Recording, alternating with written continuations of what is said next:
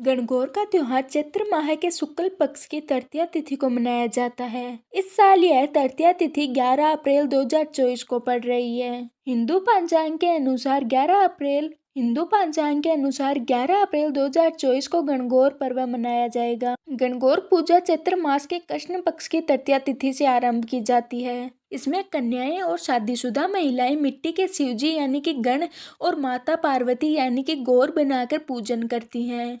गणगौर का त्योहार स्त्रियों के लिए अखंड सौभाग्य प्राप्ति का पर्व है। महिलाएं अपने पति की लंबी आयु और लड़कियां श्रेष्ठ वर की प्राप्ति के लिए गणगौर की पूजा करती हैं। शाम को सूर्यास्त से पहले गणगौर को पानी पिलाने के बाद यह जलाशयों, तालाब, कुओं में विसर्जित की जाती हैं। आइए जानते हैं गणगौर के व्रत की पूजा विधि और इसका महत्व है। गणगौर यानी कि शिव पार्वती की पूजा का यह पर्व आपसी स्नेह और साथ की कामना से जुड़ा हुआ है।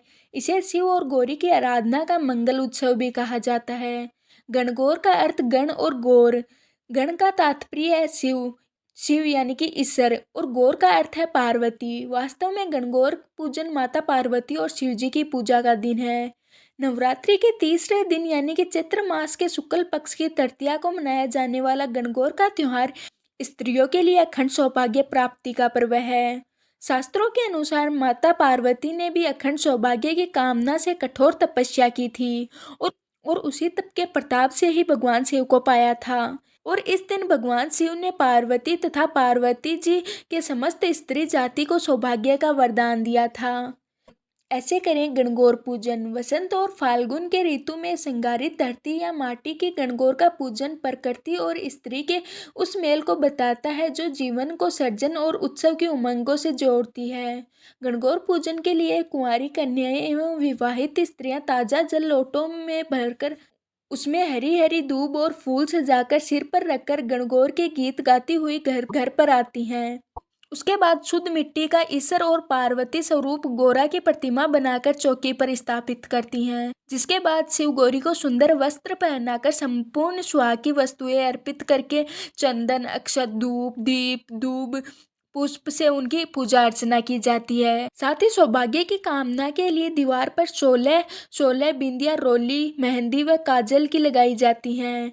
जिसके बाद एक बड़ी थाली में चांदी का छल्ला और सुपारी रखकर उसमें जल, दूध, कुमकुम घोलकर सुहाग जल तैयार किया जाता है। बाद में हाथों में दूब लेकर इस जल से पहले गणगौर के छींटे लगाकर फिर महिलाएं अपने ऊपर सुहाग के प्रतीक के तौर पर छिड़कती हैं।